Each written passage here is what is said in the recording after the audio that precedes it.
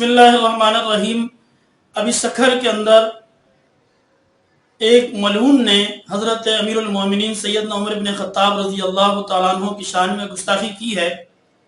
یہ بڑا عجیب واقعہ ہے کہ ہر سال محرم آتا ہے اور محرم میں کچھ عناصر جو ہے وہ اصحاب رسول کی شان میں گستاخیاں کر کے ملک میں فرقہ وارانہ ماحول پیدا کرتے ہیں۔ ان کو پہلے تو پیغام پاکستان کے تحت ایسے لوگوں کو اٹھایا جائے، پکڑا جائے اور قانون نافذ کرنے والے ادارے جو ہے وہ حرکت میں آئیں۔ ملک کے اندر اہل سنت کی طرف سے محرم الحرام کے بالخصوص ان دنوں میں انتہائی زیادہ امن، صبر اور کا ثبوت دیا جاتا ہے۔ امن و امان کی صورتحال کو یقینی بنایا جاتا ہے۔ کوشش یہ کی جاتی ہے اگر اہل تشیع کے جلوس نکلتے ہیں، ان کی مذہبی رسومات اور عبادات ہو رہی ہیں تو وہ بالکل آرام اور سکون کے ساتھ ہوں۔ ہماری کئی ایسی مسجدیں ہوتی ہیں جہاں جلوس گزر رہا ہوتا ہے، ان مسجدوں کو بند کر دیا جاتا ہے، وہاں اذانیں نہیں ہوتی، نمازی نماز پڑھنے کے لیے پریشان ہوتے ہیں، نہیں جا سکتے۔ لیکن کیا مجال ہے ایک شخص بھی اٹھے اور وہ یہ کہے کہ یہ کیوں ہو رہا ہے، افراتفری مچائے، حالات خراب کرنے کی کوشش کرے یا قانون کو اپنے ہاتھ میں لے۔ ایسا کہیں بھی نہیں ہوتا۔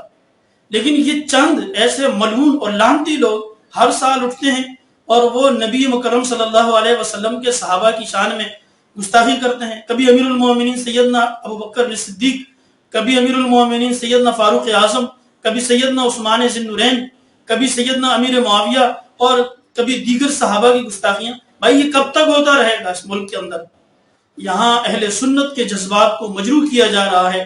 میجورٹی جو اہل سنت کی ہے ان کے جذبات سے کھیلا جا رہا ہے محرم کے اندر، تو اس طرح سے کبھی امن قائم نہیں ہو سکتا۔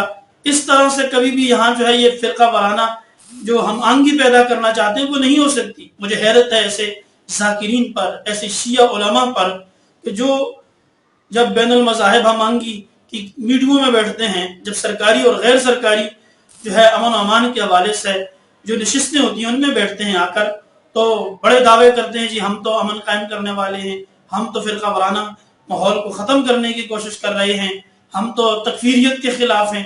تو پھر جب بھی کبھی ایسا واقعہ ہوا ہے ملک کے اندر، دیکھا یہ کیا ہے، وہی لوگ جو امن کی بات کرنے والے ہیں، وہی لوگ جو ٹی وی چینلوں پر بیٹھ کر سرکاری اور غیر سرکاری میٹنگوں میں بیٹھ کر بڑے بڑے دعوے کرتے ہیں، وہی ایسے لوگوں کی پیروی کر رہے ہوتے ہیں، ان کے خلاف جو جلوس نکال رہے ہوتے ہیں یا ان کی ایف آئی آروں کی پیروی کے لیے عدالتوں کے چکر کاٹ رہے ہوتے ہیں۔ تو ملک کے اندر یہ جو تماشا ہے یہ ایک خطرناک کھیل ہے جو خطرناک صورتحال اختیار کر سکتا ہے۔ یہاں لوگوں کے جذبات سے نہ کھیلا جائے، لوگوں کو مشتعل نہ کیا جائے۔ ایسا نہ ہو کہ پھر یہاں پر جو ہے فرقہ وارانہ کشیدگی کا ماحول پیدا ہو، افراتفری ہو۔ پھر ایسے ماحول میں پھر کوئی کنٹرول نہیں کر سکتا۔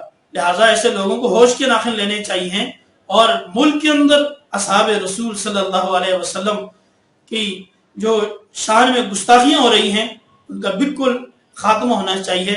یہاں کسی بھی صورت میں کوئی سنی مسلمان، چاہے وہ دیوبندی ہے، بریلوی ہے، اہل حدیث ہے، کسی بھی مکتب سے اس کا تعلق ہے، وہ کبھی اپنے پیغمبر یا پیغمبر کے اصحاب کی شان میں گستاخی برداشت نہیں کر سکتا، کوئی بھی۔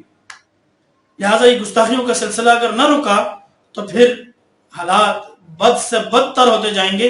پھر یہ جو امن و امان کے جو ڈھول بجائے جا رہے ہیں کہ امن قائم ہو جائے، فرقہ واریت ختم ہو جائے، کشیدگی کم ہو، یہ نہیں ہوگی۔ لہٰذا اس میں اگر وہ شیعہ علماء جو یہ کہتے ہیں ہم امن و امان چاہتے ہیں، ہم ملک میں فرقہ واریت کا خاتمہ چاہتے ہیں، انہیں چاہیے کہ وہ آگے بڑھیں اور خود ان چیزوں کی مذمت کریں، خود ایسے لوگوں کو اپنی صفوں سے نکالیں اور انہیں قانون نافذ کرنے والے اداروں کے حوالے کریں، ورنہ اس ملک کے اندر کسی پہ کوئی اعتبار نہیں کیا جائے گا۔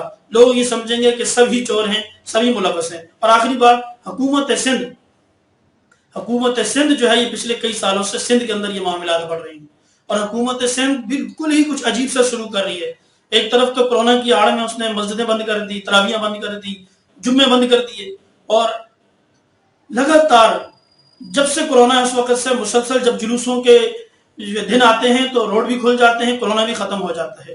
تو یہ بھی احساس محرومی کو جنم دے رہے ہیں، یہ بھی لوگوں کے جذبات سے کھیل رہے ہیں اور پھر سندھ سرکار کی سرپرستی میں گستاخیاں ہوتی ہیں، نہ ان کی پولیس حرکت میں آتی ہے، نہ ان کے ادارے حرکت میں آتے ہیں، نہ ان جو ہے نا ان کے کانوں تلے کوئی جون رینگتی ہے۔ یہ کام آپ جو کر رہے ہو ملک میں، گویا کہ آپ فرقہ واریت کو پروموٹ کر رہے ہو، آپ فرقہ واریت کو ہوا دے رہے ہو، لہٰذا ان چیزوں کا خاتمہ ہونا چاہیے۔